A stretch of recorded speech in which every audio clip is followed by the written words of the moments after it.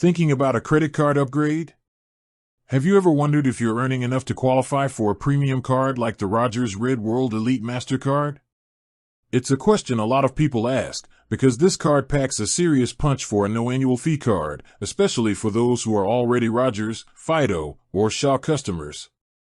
But with all the benefits, from great cash back rates to travel insurance and roaming perks, there's always a catch, and for this card, it's the income requirement. So, let's break down exactly what it takes to get this card in your wallet. The main hurdle you'll need to clear is the income threshold. The Rogers Red World Elite MasterCard requires a minimum personal annual income of $80,000. If you don't meet that number on your own, don't worry. There's another way in. Rogers also offers an alternative qualification, a minimum household annual income of $150,000.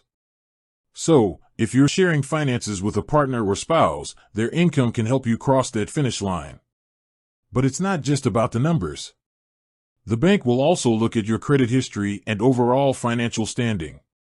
A good credit score is always a plus, showing that you're a responsible borrower.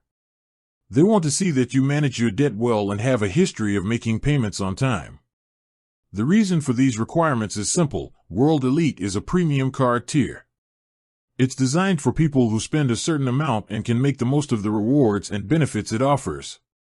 The income requirements help ensure that cardholders are financially stable and can handle the credit limit that typically comes with this type of card. If you meet the income requirements and have a solid credit history, this card can be an excellent addition to your financial toolkit, especially if you're a Rogers customer. The boosted cashback rates and travel perks truly make it stand out. With that said, thanks for watching, and until next time.